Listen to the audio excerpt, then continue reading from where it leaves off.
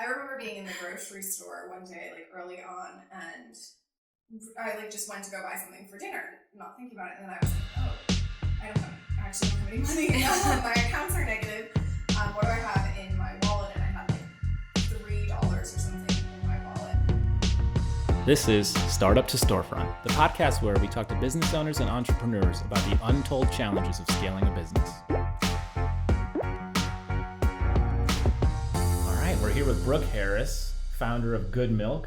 I'll tell a quick story about how I found Brooke. So I was we moved to LA, and I'm a huge almond milk latte fan, and I go to Verve, which is like 3 blocks away, and I'm there, and I'm realizing this coffee is really good. So I buy their beans, and I realize it's got nothing to do with their beans. And so I finally asked them, where do you guys get your almond milk? And they don't even tell me, but I see the bottle, because they took out the bottle and it said Goodmylk with a Y. And I thought, oh my goodness, how do I find Goodmylk? So I went online, and I saw your website and on your Instagram, but there was no, like, I couldn't buy it, right? You didn't have the consumer product out yet. Yeah. And so then I just a few weeks before we actually had. Yeah. Mm-hmm. And I was like, I got to get this milk. It's the most amazing milk I've ever had.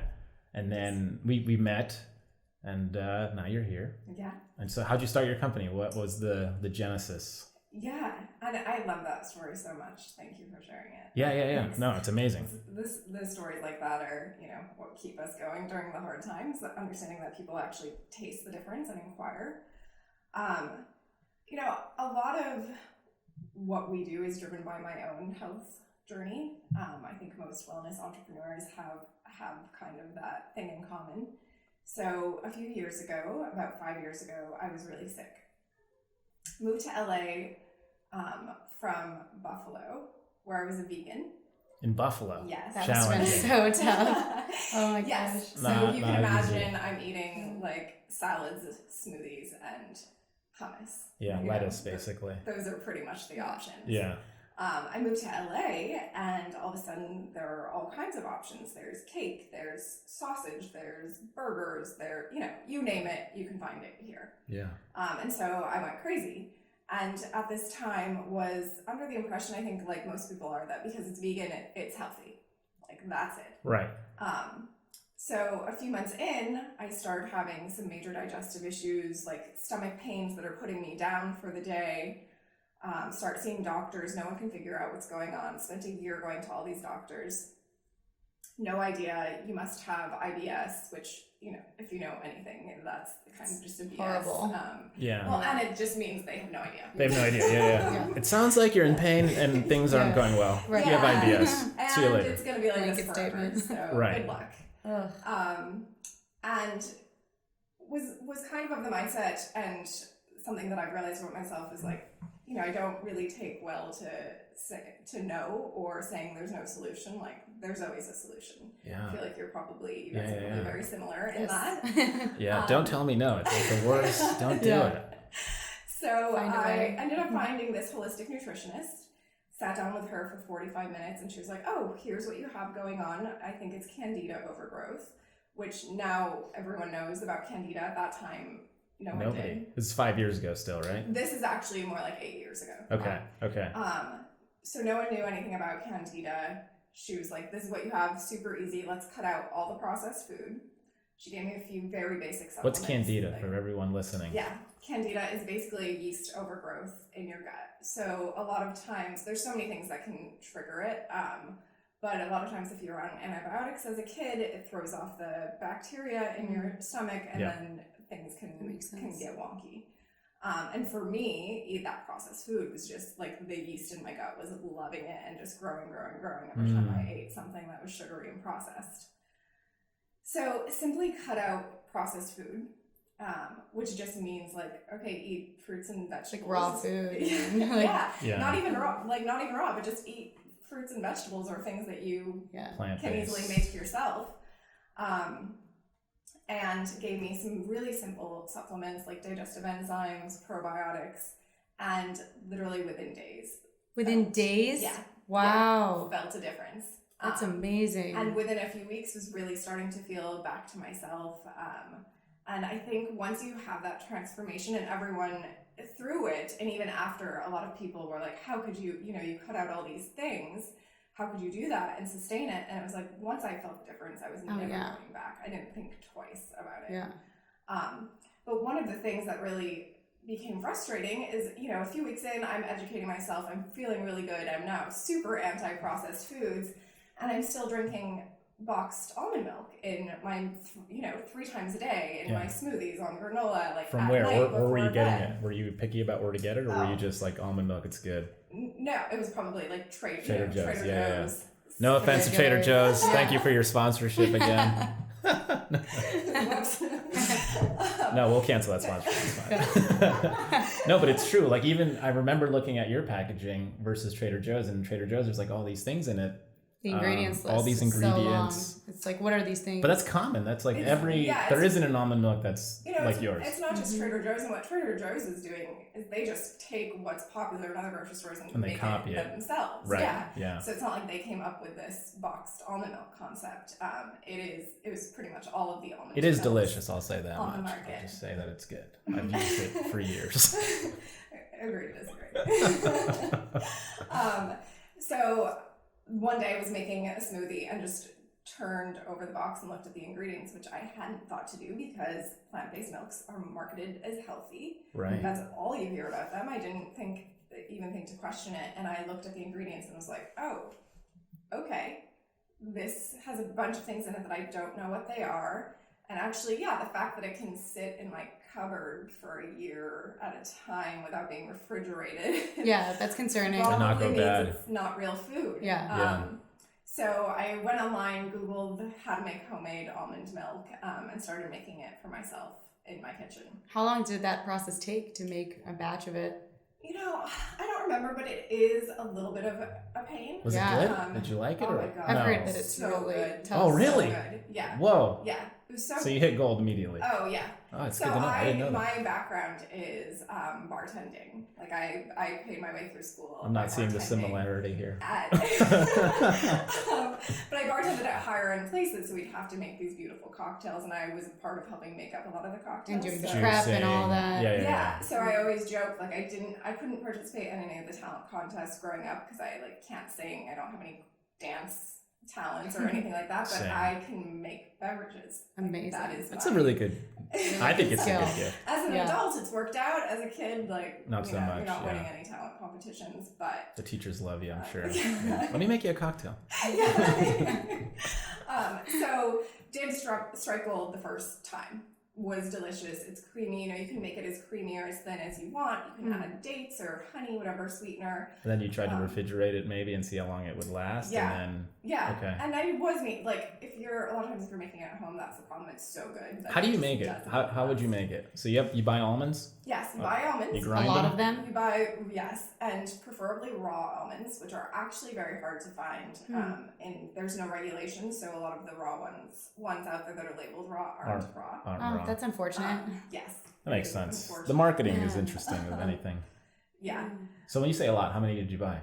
I think about like a 5-pound bag. Okay. And then. So then you soak them in water, and you okay. you should soak them overnight. So you soak them. So this in is water. like a 2-day process. Yes, and that's Easily. part of the problem. You put them in water, put them in the refrigerator. The other problem is if you don't take them out the next day, then they start to go bad. Because they're sitting in water, so they'll start to ferment, grow mold. It affects the shelf life.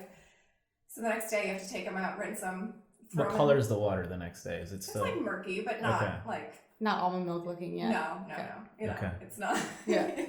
And it's nothing that you would want to consume. Yeah. So you rinse them, put them in your blender, add whatever other ingredients you want, add the water, blend on high until it looks like all the particles are gone. And then you take this thing called a nut milk bag, or you can use a cheesecloth.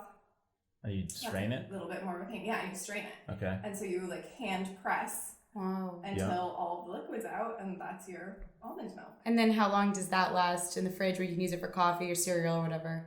So a lot of people, when you're making it at home, it's very temperature sensitive, the whole process. And in our process, commercializing it, we are, everything we do is cold, cold, cold. When you make it at home, you're probably not that aware of those. So it could be like 2 or 3 days. Wow, that's it. Yeah. So it's almost like beer. How cold does it have to get? Like how much do you have to chill it? You want it everything below like 40 degrees or lower. Okay. Oh, that's not too bad. Okay. I don't know much about the beer making process, but It basically is like a tea kettle at the beginning, so it's like super hot. Then you got to bring it down to, they use glycol, and so the glycol chiller, which means you can get things to below freezing, but it's not actually freezing. But you get it down like 30, 20. It depends on the beer, but it's between 20 and 30 degrees. Okay.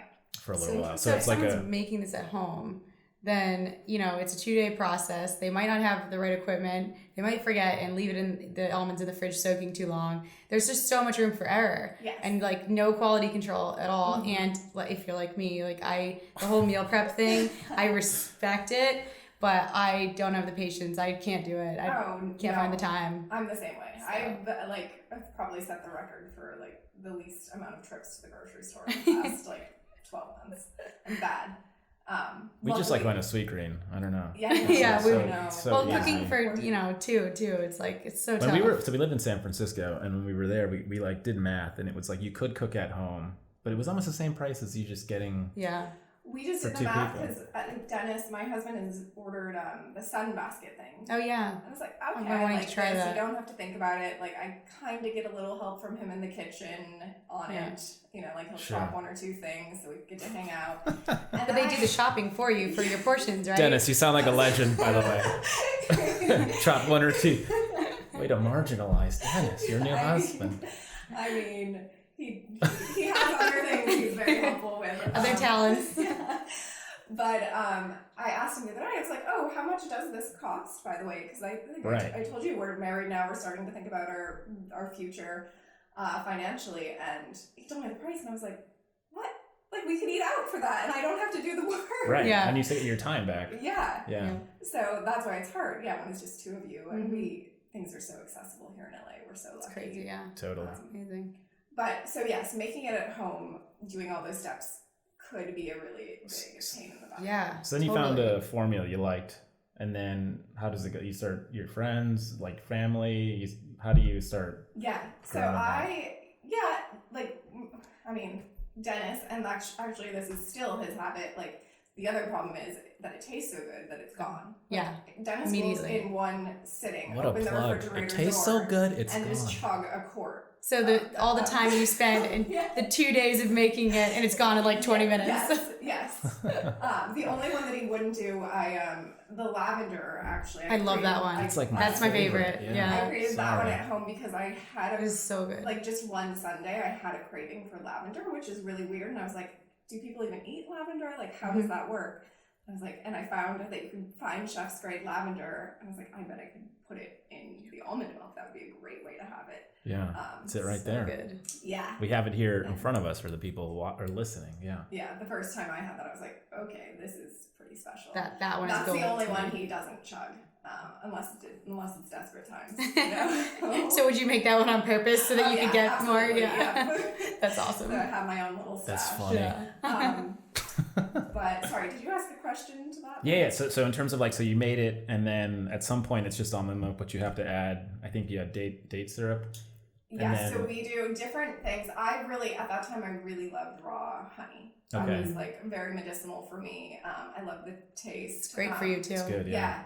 And so a lot of our grab and goes are designed to have that little bit of functionality to them too, Yeah. because that's just how I prefer to eat. So a lot of those have raw honey. Our direct to consumer line, which is the frozen line, those are all sweetened with date to make them vegan and have that appeal. Dates are so good for you too. It's amazing. Yeah, Everything in the almond milk, all the ingredients. Well, and it makes sense because think about this: it's most of the time it's something that you're starting your day with. Right. So Right. it can set the course for your entire day, and definitely how your gut feels throughout the day. Yeah. So I think gut health is becoming a real thing that people are starting to pay attention to, whereas before it was. I mean, it's still. I would say probably still. But people don't really pay attention to I think too that there's so many health issues and so many people with these diseases, autoimmune diseases, that they're I have no idea where this came from, and the doctors and the medicine medical industry are just pushing, here, take this pill, here, take this suite of pills every day, and people are pushing back. They're like, I don't want to just accept this as my only option. I want to see if I can do something on my own and not have to take these pills every day. Well, those pills come with a whole other slew of side effects. Right. Yeah. And then maybe you have to take pills to counteract those, Yeah. and it's like this It's whole weird. thing. Yeah, It's a slippery when slope. Yeah. like I really believe that food is the answer. So food is the answer, and food is also the problem. And Yes. I think that if you can eat clean, it really does solve a lot of those problems. Certainly, then you have to, the other big thing I think is stress and like the environment. For but sure. food is something we can control. We can control what we put into our mouths. So. Absolutely. At what point did you think I should start a company, or this can really, be a thing? Like we can take this somewhere. That is not how the thinking started. Okay. The thinking started, I wanted to share this with my community. I was already a little bit had dabbled in the food community with another business I had worked for. So started to know some people in the food community, had some support from some friends in that world who were like, if you start something, you can sell in our shop, or we'll help you get into the farmer's market.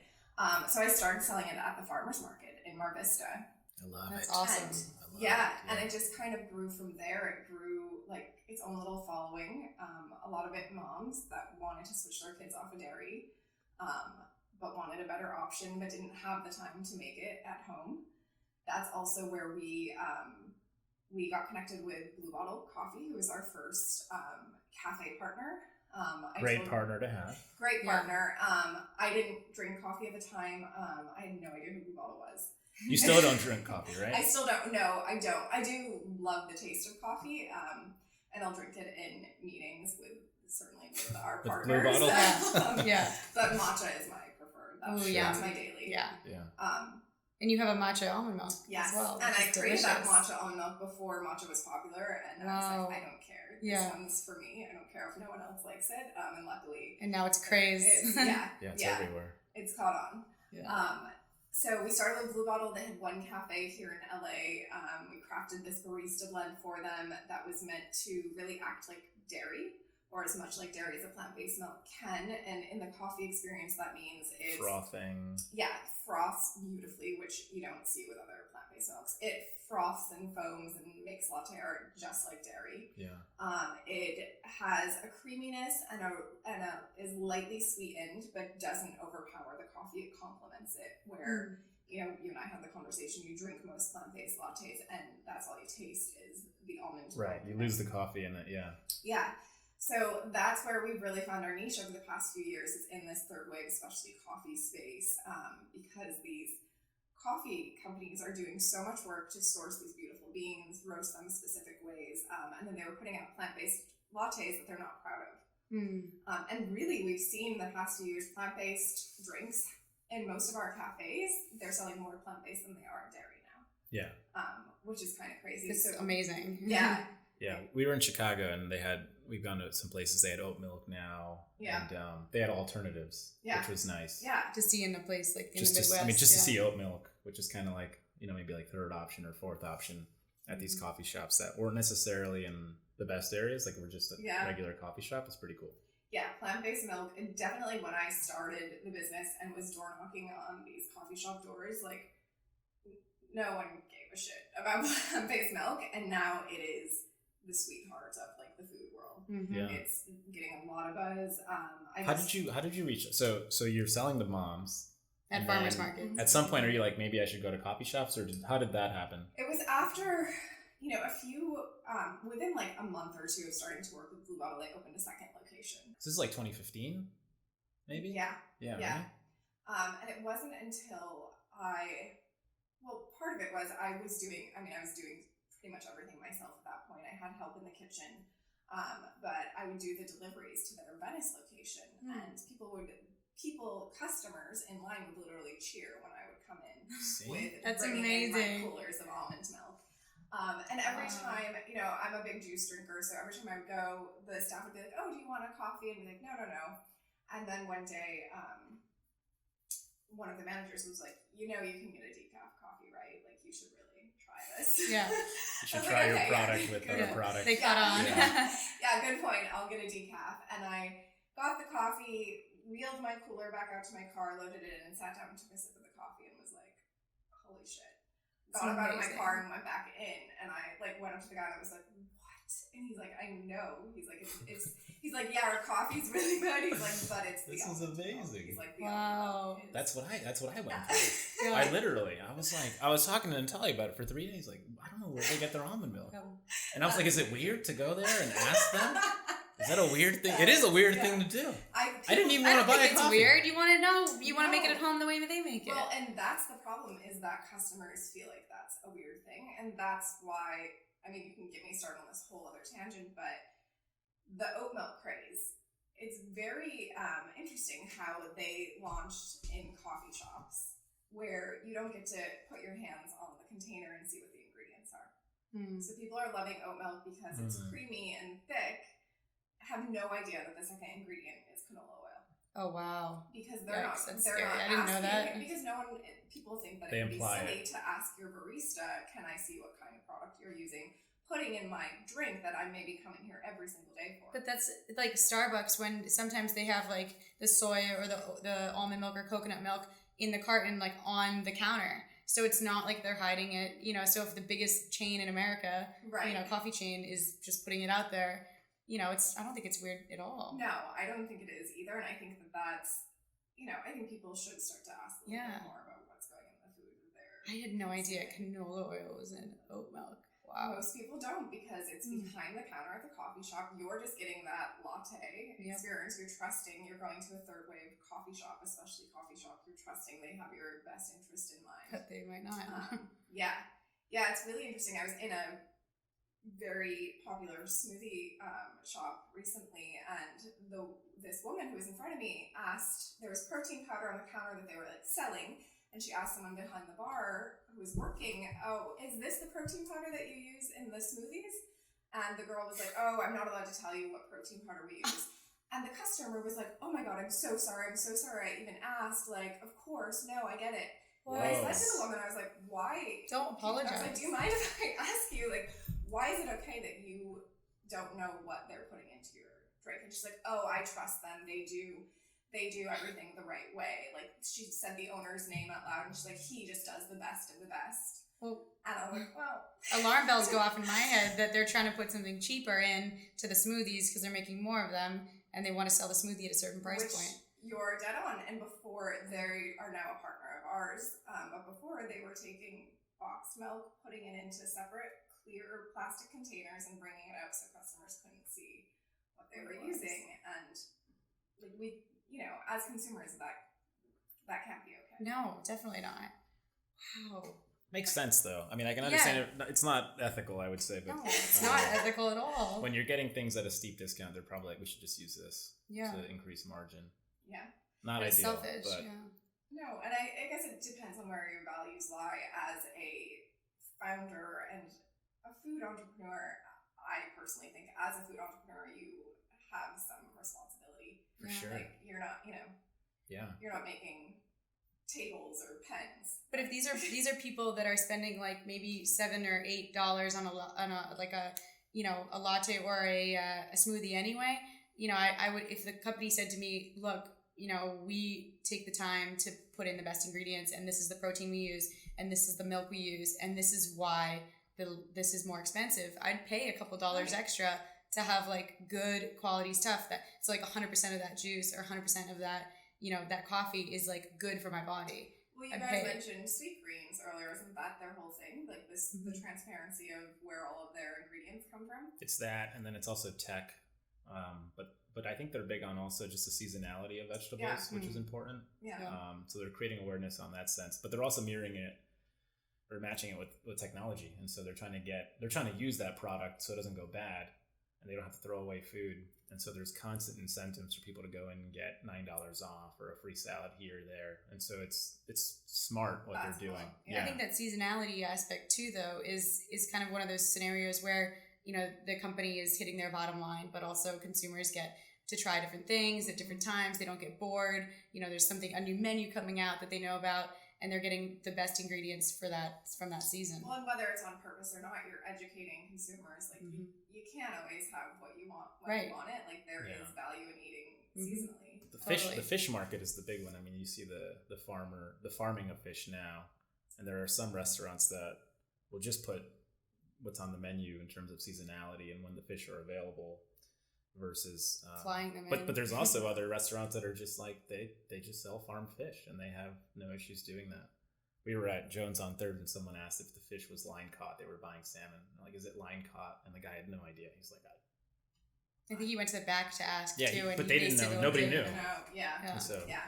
the consumer is, I guess, becoming a little bit more aware. They're conscious of, of that which stuff. it's a great thing, and that's the only way to get businesses to change. We talk about it internally all the time. You know, we talk with these cafes that are, like I said, sourcing and roasting these beautiful beans, and they want to talk about that. And even some of them are certified organic beans, and then they're using these plant-based milks that are not organic or not up to par. And like until the consumer is really demanding it, a lot of them don't see a reason to switch over.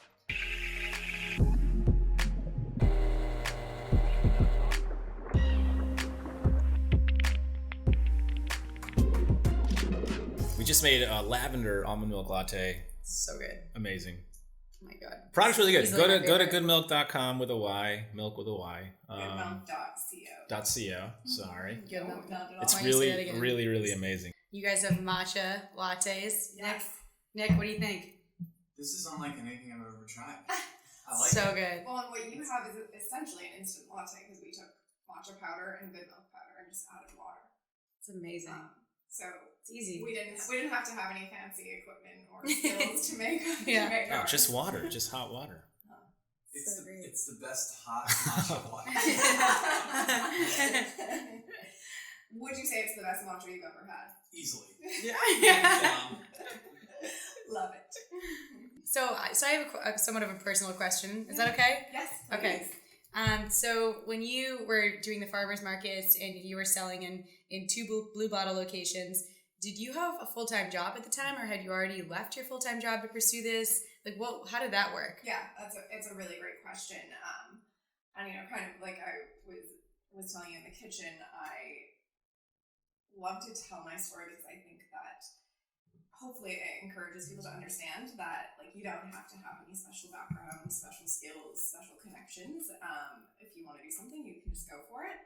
And I didn't. I started really when I knew, and I don't know why I knew this and was okay with it. But I think just I do a lot of things that I do are very intuition led, and that's just come natural, and it's something I've only become aware of recently. But I knew that I couldn't have another job. Mm-hmm. Doing this. I knew that if it was going to be something that I needed to put my all into it, and I just believed that I could make, and it wasn't like I was trying to grow this into some big business. It was, I wanted to get this product out to people, make it accessible, and I wanted to make enough money to live.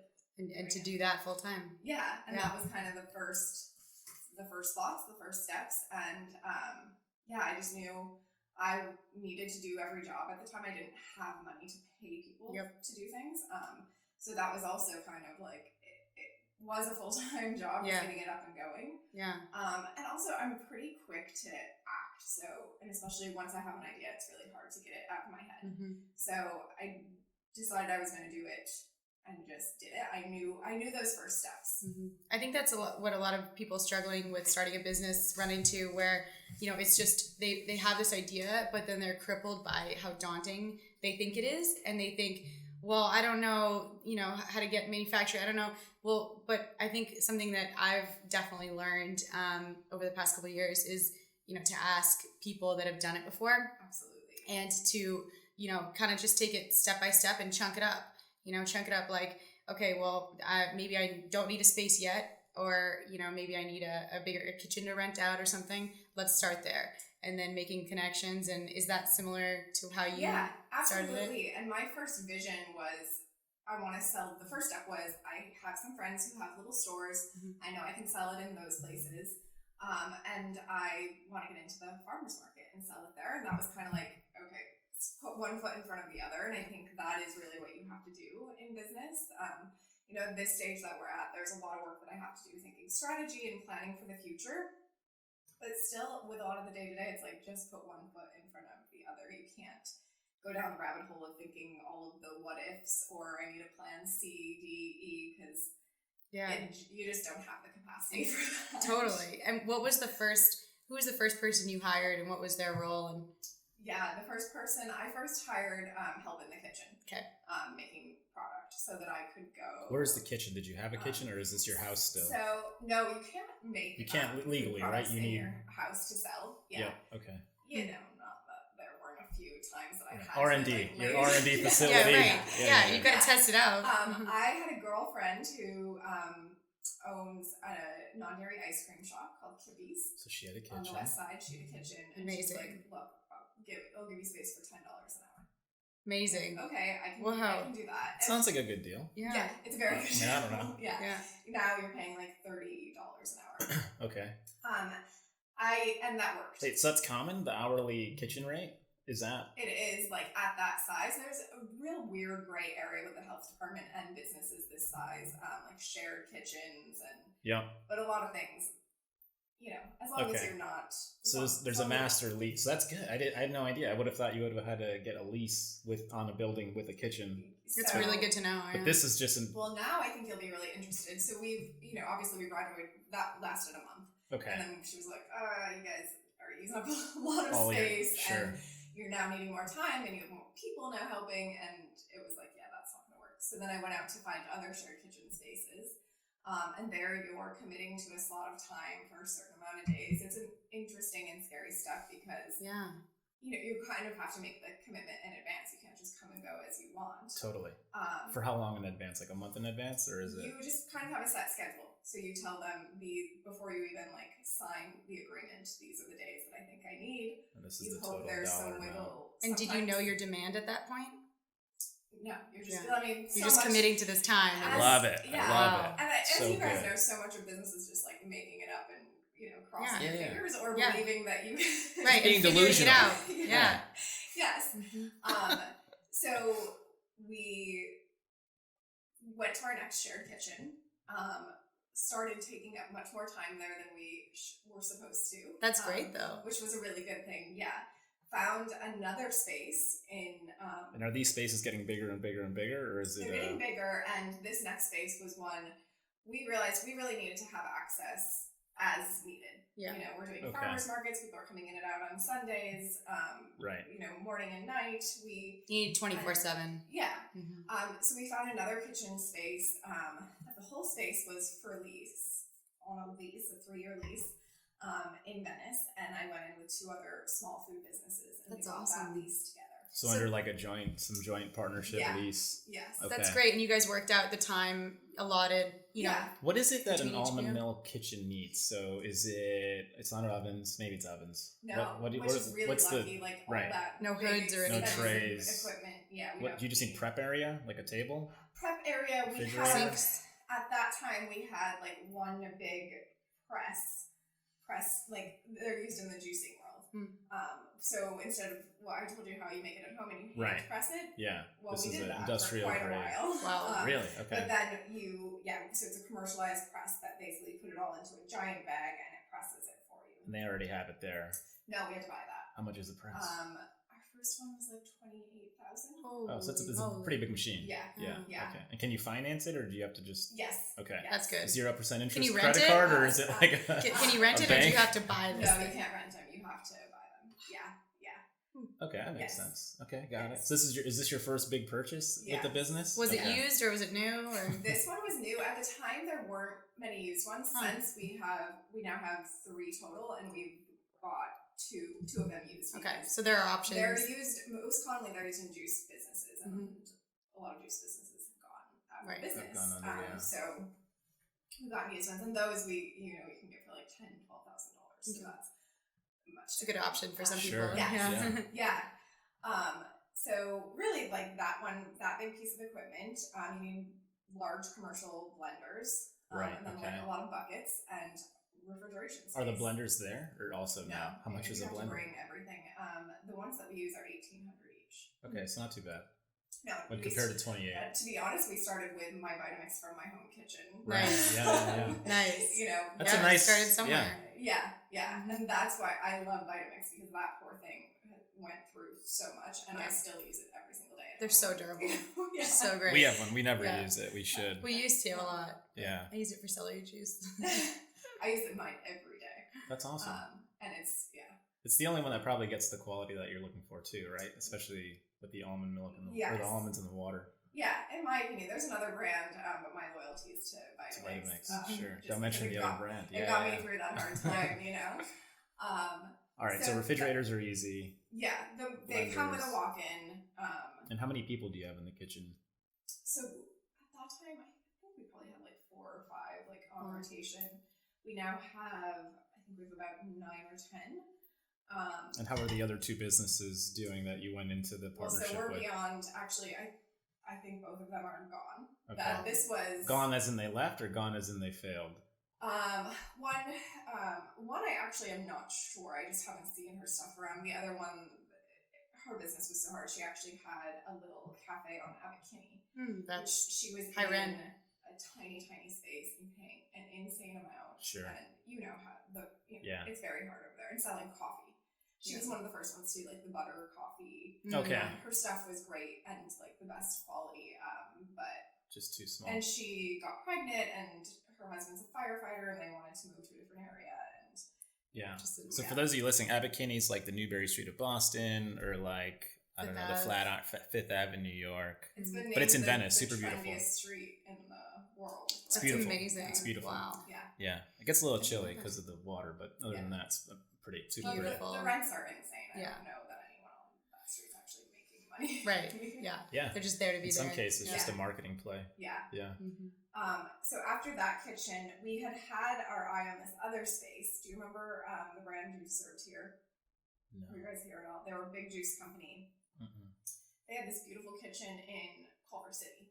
Okay. Built it out themselves. It was a warehouse before they moved in, so they built it out themselves. Had 2 giant walk-ins. Like it was set up for like a juice business, so like a raw food business.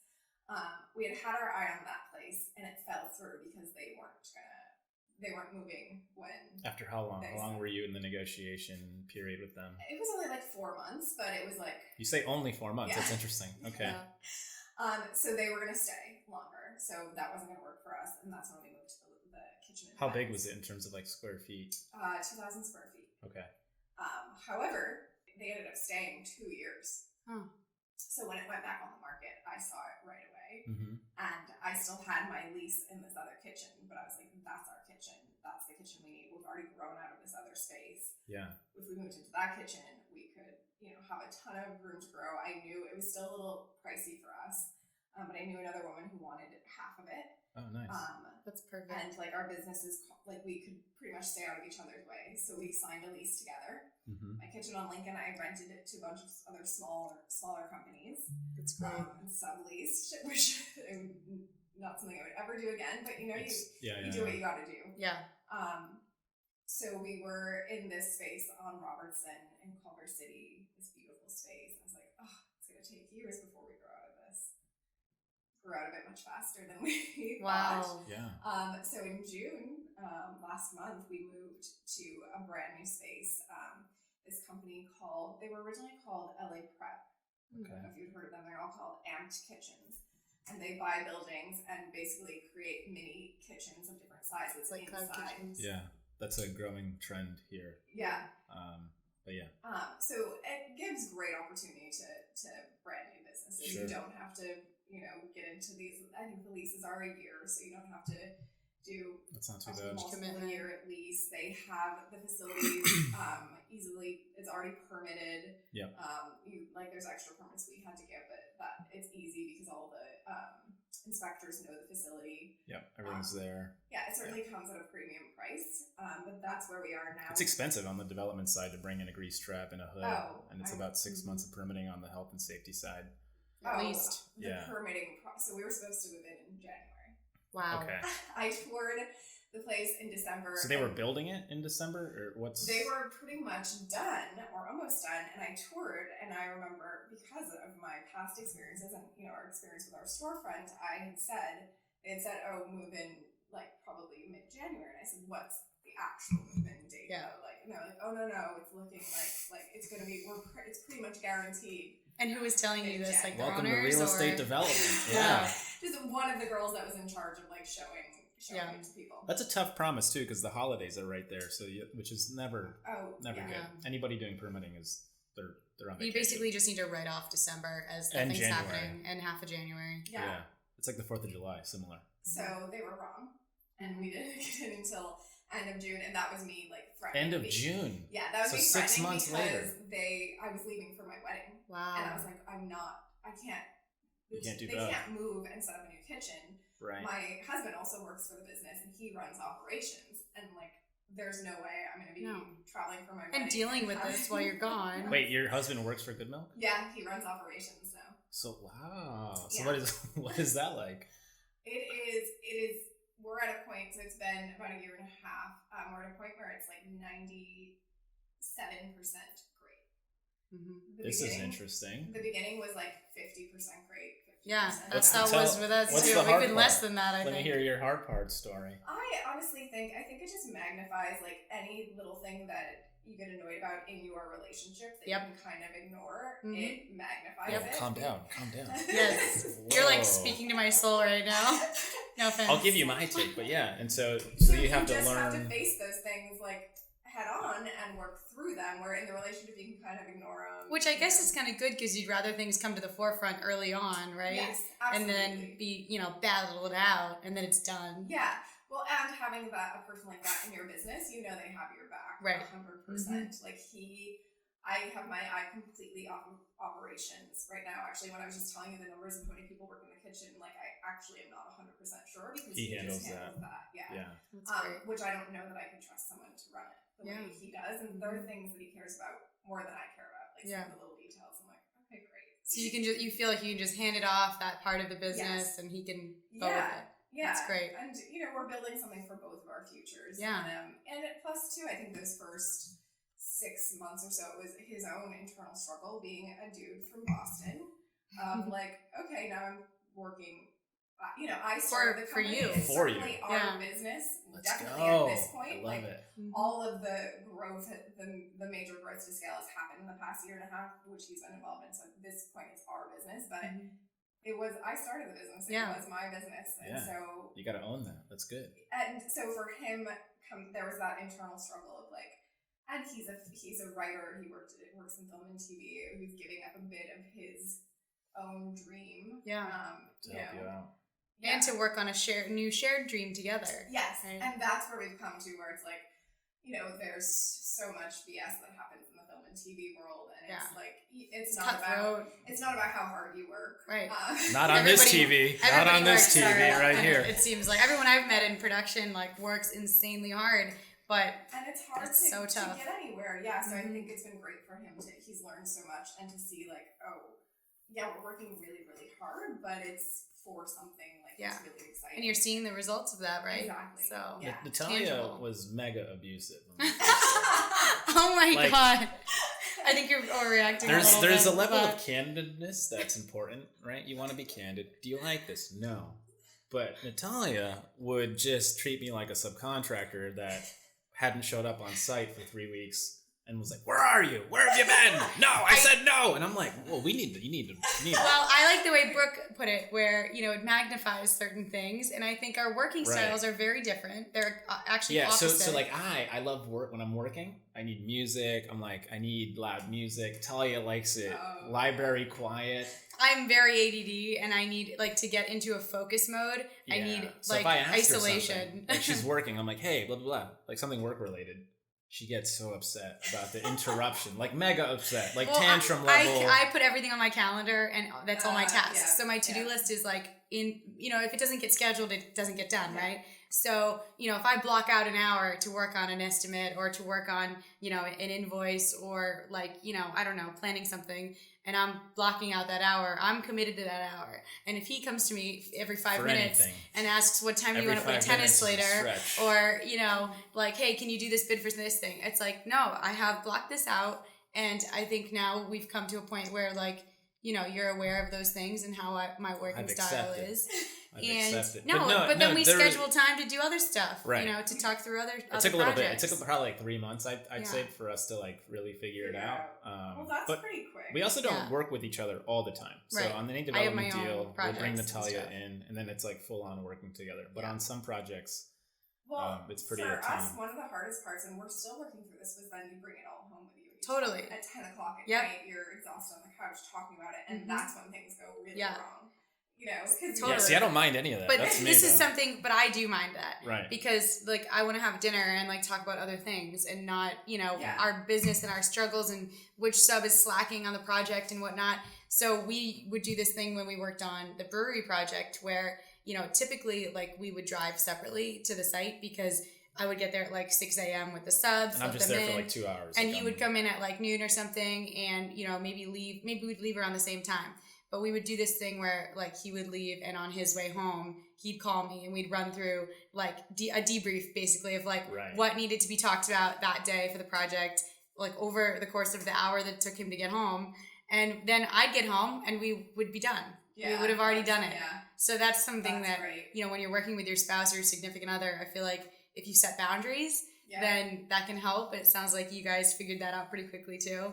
And that's essential. It's not perfect, but the one thing I did learn was the other thing. You learn a lot about yourself, I think, Mhm. and I realized I don't have to fix every problem. I don't have to be the answer, and also anything he would bring up that was going wrong or was stressing him out. One, I would try and fix it, Mm-hmm. and two, if it was something that was wrong within the business, I would take it personally, like it was my fault, which is really interesting. Yeah. It is. Yeah. I mean, I think that's natural. Definitely. The big thing that I've sort of honed in is perspective. I'm always like, look, at the end of the day, me working with you and the issues we have are super 1% issues. Right. And so absolutely, yeah. I try to, that's always my thing. And It's to be perspective. so grateful Yep. that you can do something together. Right. Like, our office is 3 blocks from our house. Our dog gets to come into work every single day. That's yeah, awesome. see, that's It's amazing. a pretty cool lifestyle. Yeah. It's not that bad. Yeah, And, it's yeah. not. and it's like, you know, the whole stay in your lane thing. Like, I've really learned that, Oh, right. you know,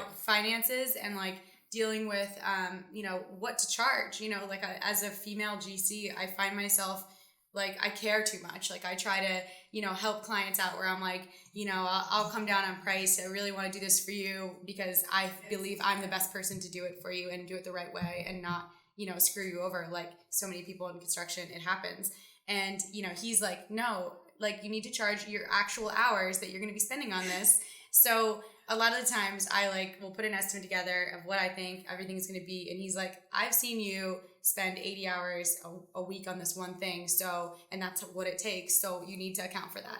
And so, yeah, like, he'll add what I really should be asking for. And so I've learned to lean on him for, like, stuff like that. Whereas, The legend you know, price, I call it. you know, if you're hiring a legend, Yeah. it's not free. and then when And I she's a like legend, that. I so like it. we're shipping it. You can hire whoever you want. If you Yeah. want the legend. hire the people costs a little and bit give more. them the legendary tools. Goodmylk You Association is right here. You get what you pay for, which You is get what you pay a for. hard lesson I learned with Mhm. a lawyer this past year. And now Mhm. we have a very expensive lawyer, but they don't mess up at all. No. You can trust that it's Yeah. going to be done right. Yeah. Yeah, look. Oh. Just peace of mind. In the development world, we've worked with a few lawyers, and I love their parties. I love being invited to all their Right, things, yeah. all their like whiskey tastings and blah blah blah. But it's totally true. I guess As long as they're not billing you for those those Yeah, hours. right. But every time we start a phone call with the lawyer, I'm like, okay, I won't say his name, but I'm always like, name. You're not getting paid for or I don't knows or I thinks, so let's go. Yeah. Quick. Now. Right. I know. We're not It's like doing every 7 pleasantries. minutes. Yeah. Yeah. I don't care how you're doing. Don't care how the what. No, we're just going. We're shipping it. Yeah. My lawyer recently was like, I think we should have a call, like, you know, once a month at least, and just like a friendly check-in. And I was like, Jared, I don't know about that. And he's like, no, I won't charge you for it. I was like, okay, yeah. Yeah, sounds good. Yeah. Yeah, that's fine. But One of our lawyers is also named Jared. Or Jerry. We call him Jerry. I don't think it's the same guy. But yeah. That's, you know, if you have kids, that's the direction you should point them, because Mhm. that's how you make the money. Oh yeah. Although my lawyer's on the East Coast, But they're in miserable. Boston. Yeah. Yeah, the burnout And rate is he pretty high. He'll answer his phone at 11 p.m. our time. That's awesome. Like, Wow. yeah, which is great. But I'm still That's like, not great. Jared, Yeah, they're, like, on what? call all the Tell me what time. your life is like. Right. Like, this is not a Yeah, Because It's- you it's might not not be the ideal. only one calling him at that time. Yeah. On our side, we have a lot of investors who are what you would call like high net worth, so successful partners, law Doctors, firms, dentists. doctors, and it's just the resounding thing they all say is, for them, they've quickly realized in order to be wealthy, it's a function of hours, and they can't build wealth any other way, and so they have to find investments. But if you're a dentist or a doctor and you're using your hands all the time, you have there's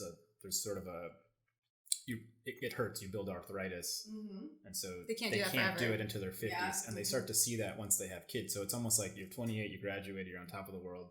You can bill 100 hours a week until you're 35, you have kids, and now you're like, what just happened? I want to spend time with your kids, but you Right. can't. They're taking a loss at, And so if you're- they were working that much. And you can't build wealth, and you buy this like $2-3 million home, but next to you is an NBA player, and you're looking at that like, how do I build? I can never afford this house unless I change my whole game. But most of them don't do it because they're already so deep. That's so interesting, and I think That's the perspective piece that I go back to, I right? think that's probably what we as entrepreneurs get so excited about. And it's definitely not something I think about a ton, but it's in the back of my mind. You forget like the opportunity is endless, and if you believe in your abilities, like you can make as much money as an NBA player, maybe not in as fun ways, Sure. but and I have some friends recently who reminded me of that. You know, one of our friends is an engineer, and he makes really good money and has since college, basically since he graduated. But he's like, I have a cat. He's like, I can only make this much money per year in my Working for lifetime. somebody else. Yeah. Yeah. But he's like, I'm so envious of you. You know, Quit your jobs, everyone. So coming from film school, I have a lot of friends who work in film and TV and like are trying to be creatives and that. And he's like, I'm so jealous of all of you. You have like, you know, even if you never make it, it's still dangling in front of you. You have this option and the ability to make much more money than a yearly salary. In my and you're industry, in control of it to some extent, which is even more amazing, I think. In my industry, you know, like a project manager for a construction company gets billed out at a certain rate. And, you know, if you're like me and then you'd get mad seeing that what you're billed out at versus what you're paid. What you actually get. And working for myself, and like when I first quit my job and like started out on my own, I was like, oh God, this is scary. But then I thought about, well, what I'm charging for, I'm billing for my full time, like my actual time that, you know, I'd be billed out at by a company, plus, you know, like overhead, like I'm covering all that. So really, it's not as scary as I initially thought it was going to be, because I'm charging for what I'm actually doing and not, you know, getting paid a third or a quarter of what I'm being billed out at. So and I think you probably saw this too in what we were touching on earlier. Like you're just, when you do decide to go off on your own, you kind of have to force yourself to stop thinking about all those what ifs and just like take it one step at a time. You know, get your first client. Okay, that's going well. Like maybe they'll refer you to your second client. Or I don't know how it works in your industry, that's exactly right. Pretty much that's how it has worked for me. Luckily, I haven't had to do any marketing or advertising. That's awesome. And it's unbelievable. It's all been She's a referrals. legend. She's a unicorn. And that's what it's crazy. Yeah, and it comes down to really, you know, beyond believing in the product or what your job is, if you couldn't get hired in this role tomorrow in anything, you'd find something else that you could do and do really well. And so all that it comes down to being an entrepreneur is just believing in yourself and knowing that you're gonna, whatever it takes for success, you're gonna do. Like we've pivoted a bunch of times in my business, and I think even going to our investors now and talking about different pivots, they don't care. They expect that. And a lot of them say, you know, especially at this stage, like they're investing in the entrepreneur. Yes, in the people. Not necessarily, you know, the product is a big part of it, but this vision that you put down on paper for the next 5 years, it's like just a loose It's fluid. road. It's a working document. It's a loose roadmap to give you some kind of direction. But if there isn't a pivot, then you're probably not doing. There's probably something you're not doing. You're not doing what you could, you know, your potential, because you're sticking to one thing and not exploring any other options. And and when I started at the farmer's market making fresh almond milk that had a 5-day shelf life, I had zero thoughts about a frozen product. I had zero thoughts about a freeze-dried product. So that was a pivot. It wasn't even registered. It was like, do people even care about this? Can I make some money off of it? Okay, I can grow. We found our niche. Okay, we found our niche, and now there's people outside of our delivery radius that want this product. Totally. How do we do it? Get it to them in a way that we're proud of. So kind of the consumers and the market is dictating or suggesting ways in which you could pivot or expand or go into different avenues that you didn't even think of before. Absolutely. And I think cool. like a good entrepreneur, you're seeing where there's demand and creating a product for it versus like making stuff up and hoping that the market follows you. Yeah. It's kind of like the opposite of a minimum viable product, in startup where, you're putting something out there and seeing what sticks. which is, I think, your process, being told by consumers, we want this, hey, can you do that? And then running with it is way better. It's way more efficient because you're being told, what people are willing to pay for, and then being able to test it out and do it. Yeah. It's awesome. Yeah, thank you. What was the So biggest great. challenge about rolling out your consumer product? So I know when I ordered it, it came, I think, dry ice, right? Mm-hmm. And so I looked at it. I used to have a bow tie company, and the best thing about bow ties was that you ship it just in an envelope, and so the shipping cost was so like light. $1.20, and it would show up in 3 days, and so it was the perfect product in that sense. But anytime I see a product, I'm always like, oh, shipping and packaging. I'm always Absolutely. And so I saw this, and I thought, that was definitely a problem that we had to solve, that we knew was a big problem. I don't know. I mean, every step is so sure, yeah, freaking hard. you're figuring it out, yeah. I think that kind of once I knew that the concept was going to work, like there was nothing that could get in the way. It was just more of like figuring out the ways to solve them. Really, the powder was the hardest thing. But it seems like an evolution.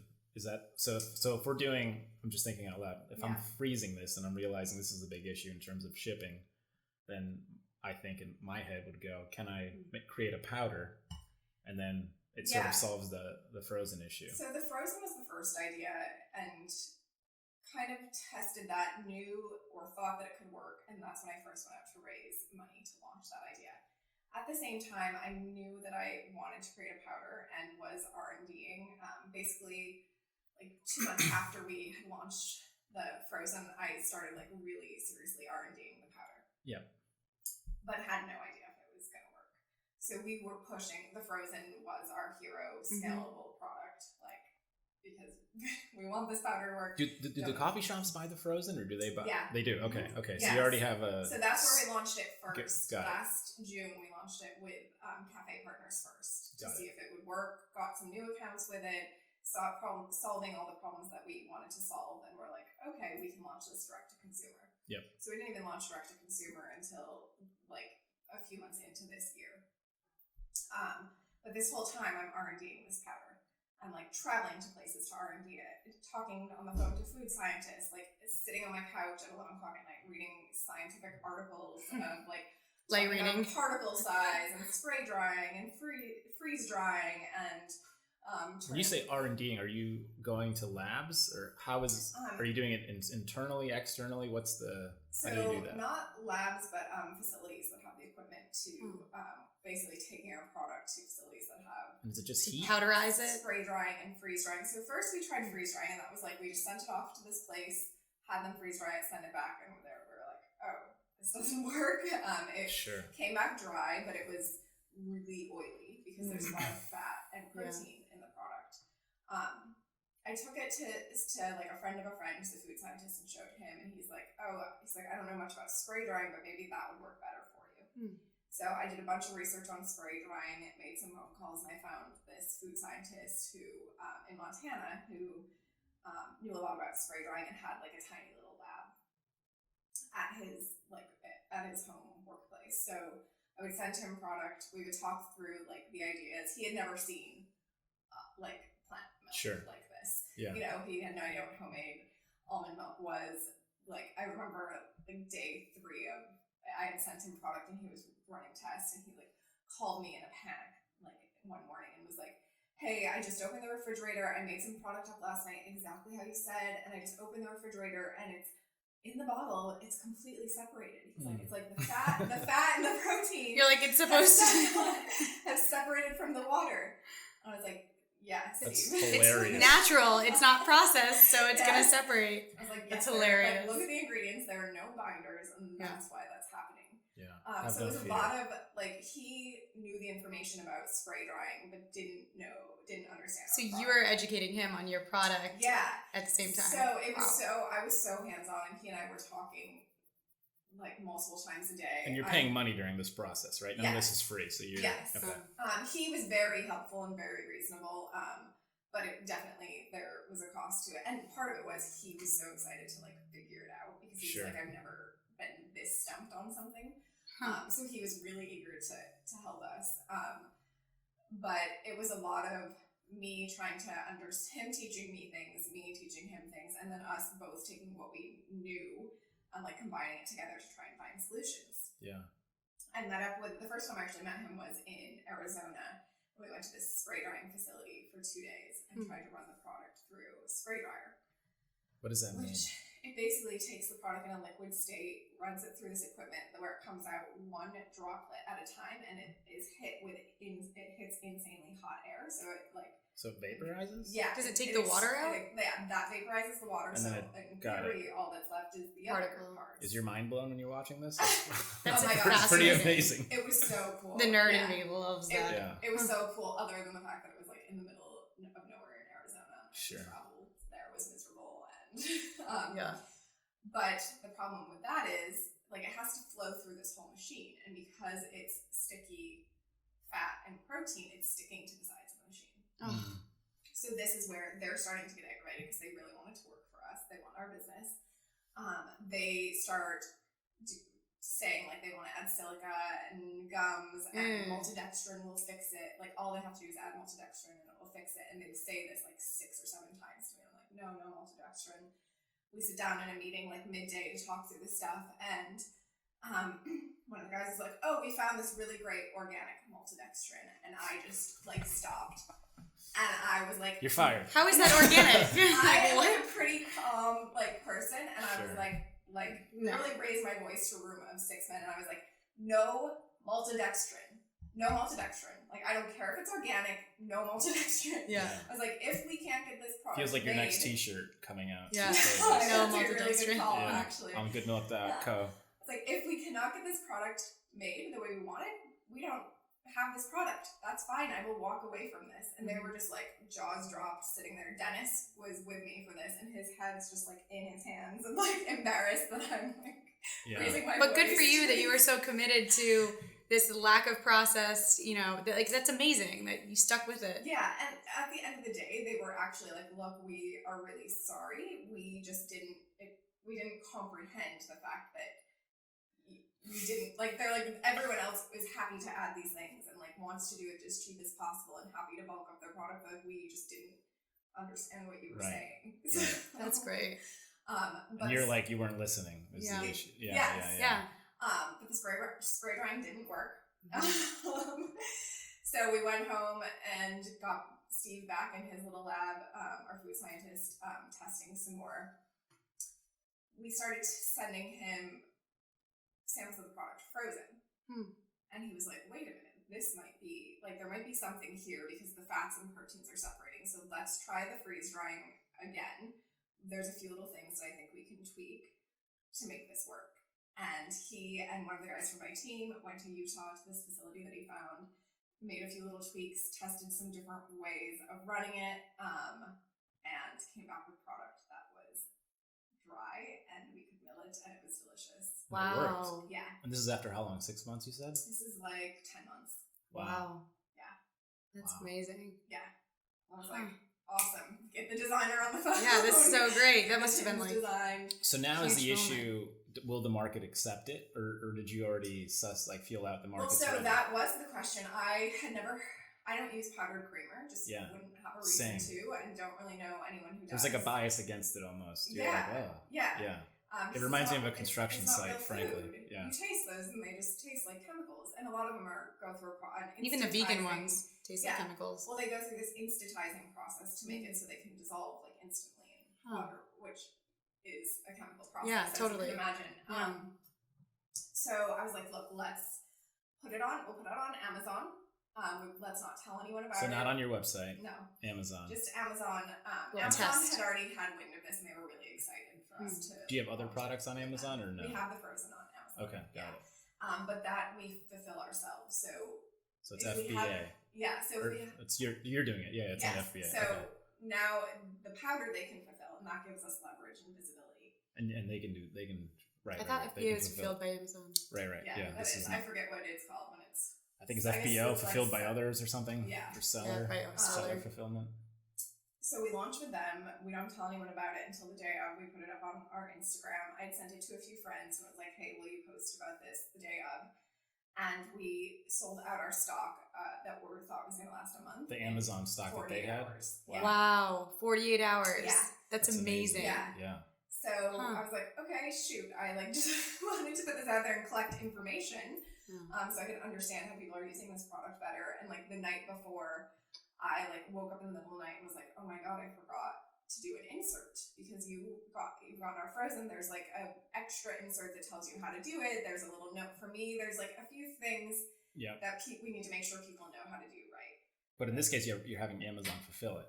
Yeah, but they can still they can put do an that. insert Okay. in. But I was like, oh my god, I forgot an insert. Like, are people going to know how to do this? Like, the directions are on the tin, obviously, but sure, you know. Yeah. I totally get it. People don't always read the directions.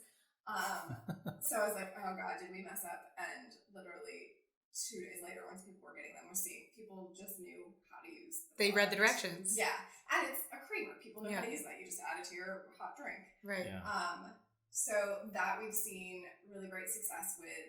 We're working hard to get to be in the top 5 in the category on Amazon in the next 90 days. Amazing. We're launching. So if you buy it, make sure to rate it. Yes, 5 yes. stars. Reviews. Reviews. Yeah. Is on the back end of Amazon, is it still that clunky Excel sheet that you have to upload? I don't know. You don't do it. Have an Amazon guy. Okay. Nice. Amazon's it's so much work. It's such a game that you have to have someone who has Knows it. experience. Is this person internal or is it? He's external. Okay. Yeah, but he's great. He works as if he's internal. Sure. He does all kinds of stuff for us. That's great. Taking the photos for. Wow. Yeah, videos they're for super us. specific. Oh yeah. Yeah. There's a lot to it. So It's not that he's done fun. a great job, and then we'll be launching our matcha latte and coffee latte instance on there. On Amazon? in the next few months. Yeah. Awesome. And just go from there. We have a whole product roadmap with that product That's exciting. really I'm really excited about the single serves, Yeah. like upgrading the hotel and restaurant space. Yeah. Like, think about these nice hotels that you go to in the in-room coffee experience. You still have those like crappy Pods. You can say. Yeah. Well, Yeah. no, something I've found recently at hotels is that when you go to, like the breakfast, like whatever continental breakfast, or whether they offer something, more advanced and comprehensive, the machines, like the coffee machines that have like, you can press the button for latte or macchiato or whatever, or cappuccino, they only have like dairy milk in them. And then, if you ask for them to make you like an a la carte almond milk latte or soy latte, you have like no idea what they're using, and it's probably something crappy. Oh, yeah. So, that's a huge space to be able to disrupt. And, Can you make a pod with coffee and your powder? That'd be really cool. I think so. There's a collaboration. That way they don't Yes. even have to think about it. They So can there's just, some things that we're kind of looking at with that. The hard part then comes in the sustainability of all the plastic. packaging.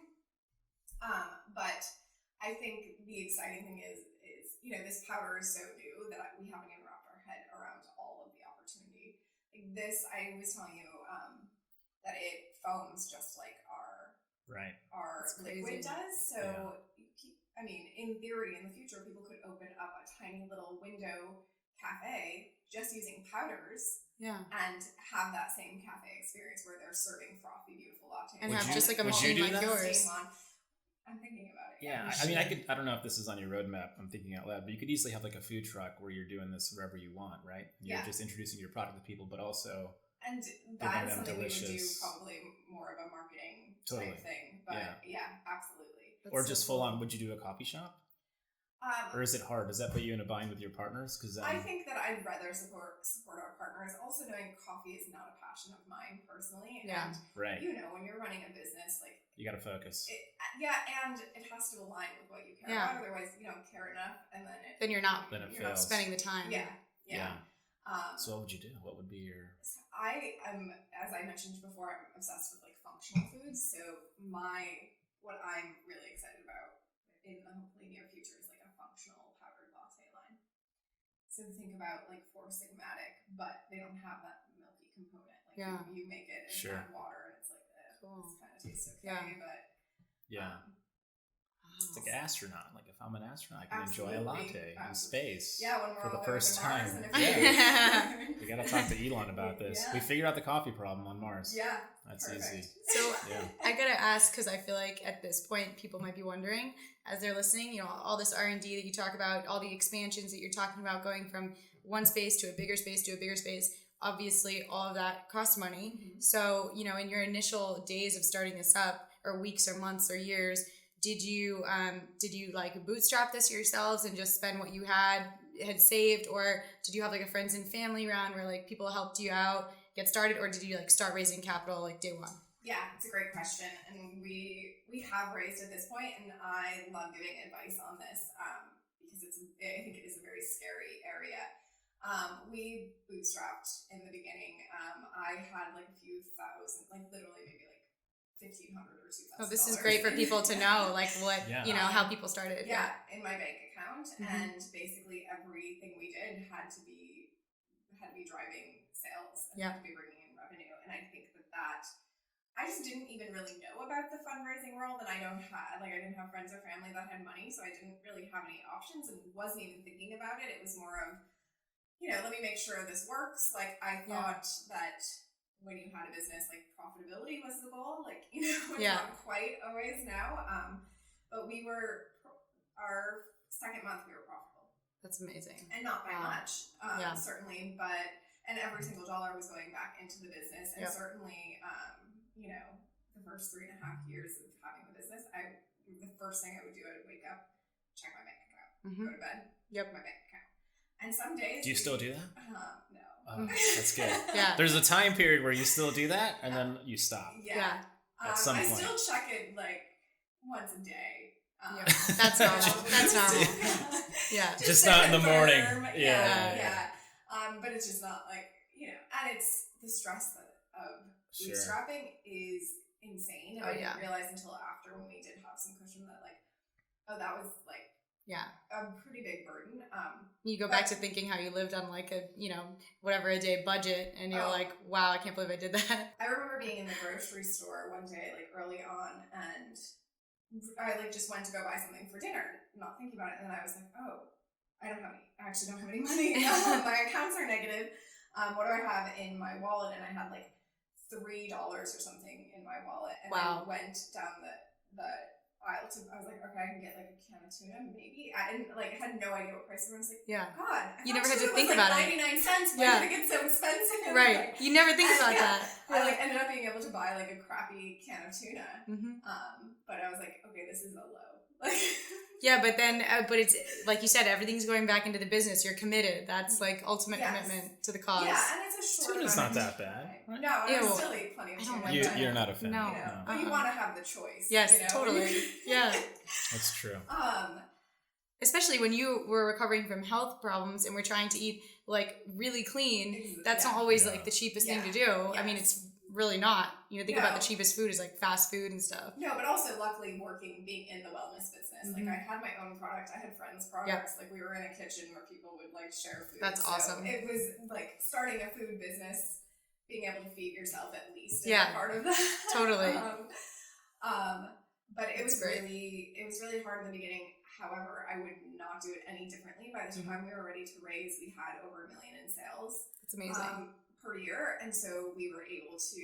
I really had some leverage. Yeah, you protected yourself. Yeah, you got to show. You know, this is what we're doing. We don't need you. We'd like to have you, but you have to be the right person for us. Exactly. We had proof of concept, and we had an idea to scale. Yep. So that's what was really missing in the beginning. And I knew that like there wasn't a story there to raise money, because investors want to know, how are you going to become $100 million or more company and sell so I can get 10x my return? And when you're making fresh almond milk that's a 5-day shelf, like you don't have an answer for that. So when you decided to go raise, did you put a deck together yourself, and what was that like? I had some friends who had like put decks out, so they would send me theirs to look at, and I had my accounting team like had an advisor that gave me some advice, and I just started.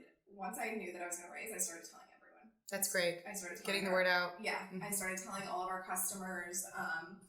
That our first raise actually ended up being a friend of a friend who he was the CFO of a business, and we were at my friend's wedding actually, and I was telling him, and he was like, oh, you know, a few cocktails in, he was like, oh, as soon as you have your deck together, send it to me. I'd love to sit down and talk to you, and like I'll go over it and give you some advice. And And so I did. And he like took a while to get back to me, and then I was like, I'd love to meet up and just like go through stuff with you. And get feedback probably, right? You probably wanted...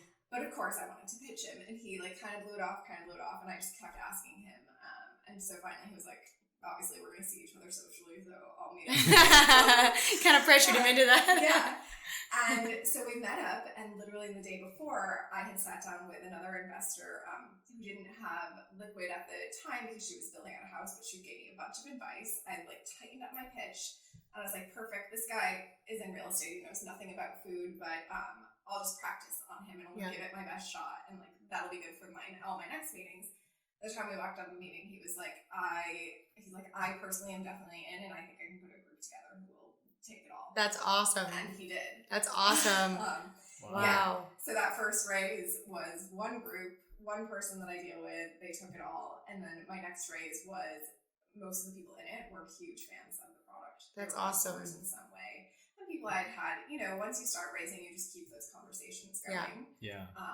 Did you use like any kind of like a CRM for that process and like following up with people? How did you do that? I wish that I was that organized. So that next raise was what we would call our seed round, and it all kind of worked out easily enough that I could like remember who I had been in touch with and following up with them, and now not sophisticated at all, but in that process, we're eventually going to raise a Series A. So I have like a list of people who are like smaller, and then people who are for the Series A, like literally written in my notebook. That's great. Whatever works, right? Yeah, and a lot of these people, like, you take multiple meetings, you become friends, like, there's great stories, they're really interesting people, so you remember them. And raising is so hard, but it really is so fun. Like, you get to meet such interesting people, and you get to talk about what you love. Yeah. And a lot of the conversations, I've been able to take pieces of the conversation and apply them to the business, or they've made me think about something in a different way. So valuable. They're really helpful, yeah. Yeah, that's amazing. Raising's a lot of fun, I think. Yeah.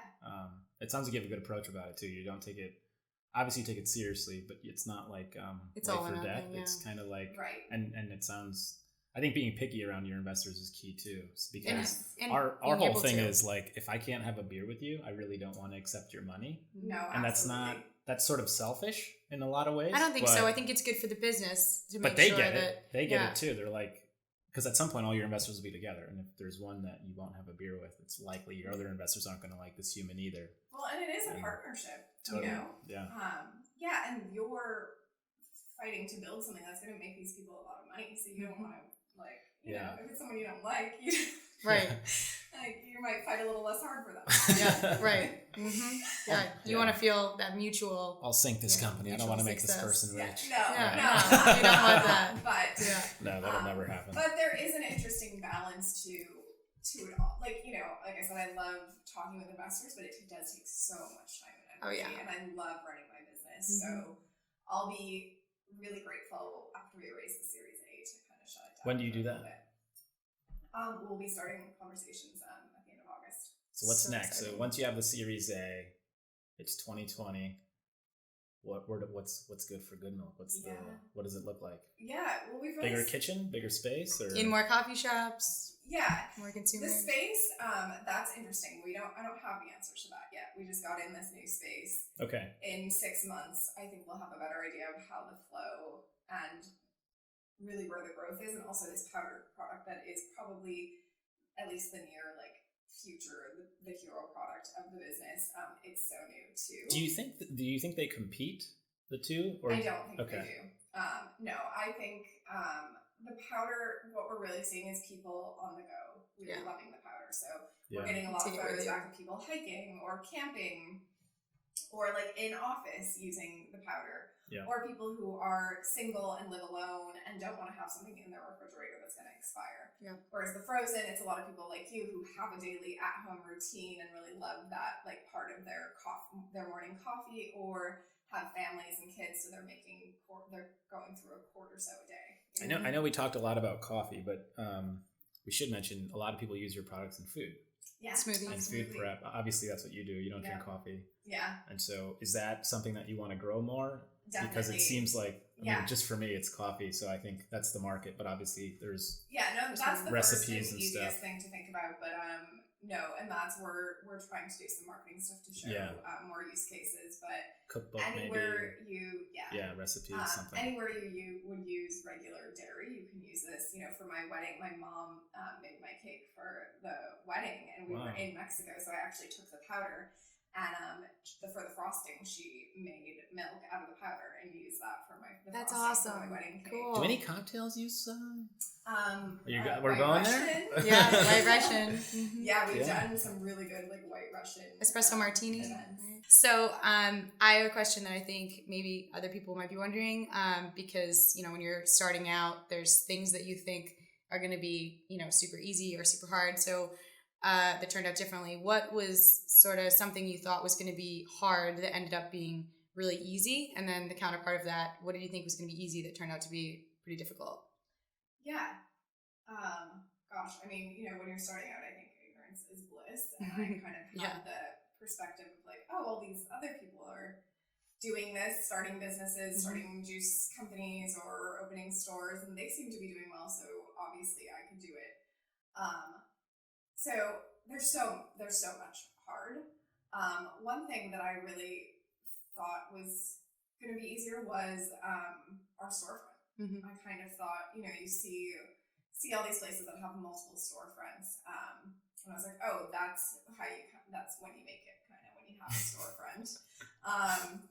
That's when you spend a lot of cash. And you just open your doors and people come in. Right, totally. And so I did that and realized there's actually so much thoughtfulness that goes into that. So I was actually surprised at how, and we opened the storefront 2 blocks from where the farmers market where we started was. So Super great, close. all these people come see us every Sunday. They'll come at least a couple other times during the week into the store and get product. And it was like that a little bit at the start, more because I had formed friendships with these people. But yeah, I'm constantly surprised at just the amount of thoughtfulness that it takes to actually keep the storefront up and running and profitable and keeping people coming in the door and not there always has to be something that you're offering beyond just here the product's sitting here waiting for you. Right. And what did you think was going to be hard that turned out to be easy, if anything? Yeah, and I hate to use the word easy in this process, but raising, I was really afraid of raising. I never asked anyone for money. I didn't know anyone who had money, or at least I wasn't close to anyone. I think that's most people. Money. Mm-hmm. Yeah, and so I was really intimidated by that process, and it's like I said earlier, it's actually a very enjoyable thing for me, and it's not easy by any means, but it's interesting and enjoyable and not intimidating. It's just like the rest of the business. You just take it one day at a time, and I think one thing that's been true throughout the business, and something that I was afraid to apply in the raising, is just being transparent about where you are, what you know, and what you don't know. And once I started doing that in the raising process, is when it got easier. I would admit that I don't know these big, if someone would say a term to me, I'd be like, I don't know what that means. I need you to explain that. Or in my first raise, I was like, things I just didn't really know how it worked. I didn't know all the language that surrounds a convertible note, and I didn't know what the discount meant. Yeah, of course, that wasn't your focus or your background. Yeah, so. And pro rata. I remember after one meeting, pro rata. To Google pro rata. Someone was like, "Oh, do your investors have pro rata?" And I was like, "Yeah." And that's a good answer, by the way. That's a good. Your investors would like that. Yeah. Luckily, it was correct, but getting back out to my car and Googling it, I was like, pro rata. Okay, yes, now I know what that means. Yeah. Pro rata is the ability for investors to keep their same ownership in your company after the raise. And some companies, for whatever reason, don't give their investors that ability, especially in tech. And so if you invested in tech at, let's say, LinkedIn, and you're upfront, you own 10%, but on the next round, they didn't give you the ability to re-up. Now your 10% could be, say, 1%. So it's diluted heavily. And a lot of the times, there's kind of the bad thing of investment, or even with CEOs that don't think this through. You really make investors, especially your early investors that believe in you the most, very angry. Yeah.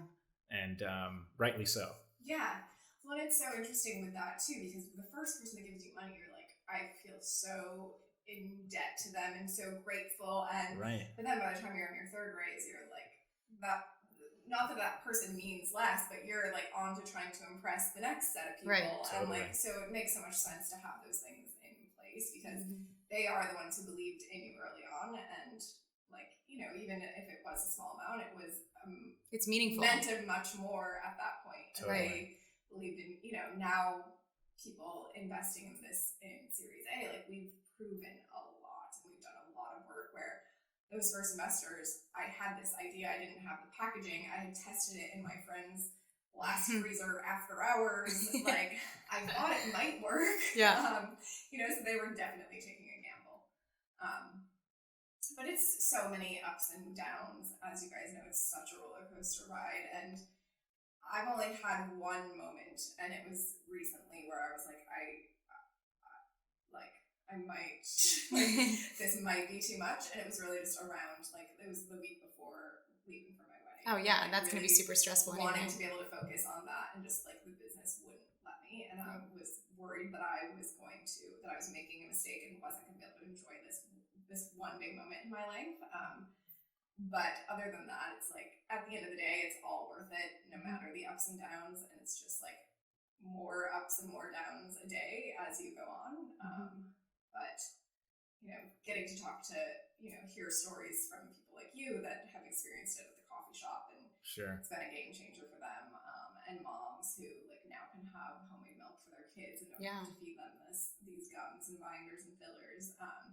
That's where it all makes it worth it. Yeah, it's a great Absolutely. product, great company. Thank Obviously, you can also use it in food, you. Yes. which is important Yes. to say. Smoothies, Alfredo sauce. Oh, that sounds so good. Soups. I've missed green Alfredo soup. since Vegan mac and cheese. Dairy-free. Vegan mac and cheese. Oh, yeah. I think we used it in a curry that we made, like a coconut curry. Yeah. Yeah. Oh yeah. But we it's a great substituted. idea.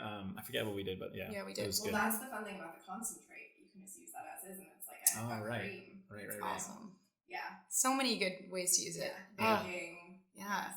Be sure to follow Cake. Brooke at Goodmylk Co. Yes. is the Instagram. Yeah. Where can With people a find Y. you? With a Y. Yes. Goodmylk with a Y. GOODMYLK Co.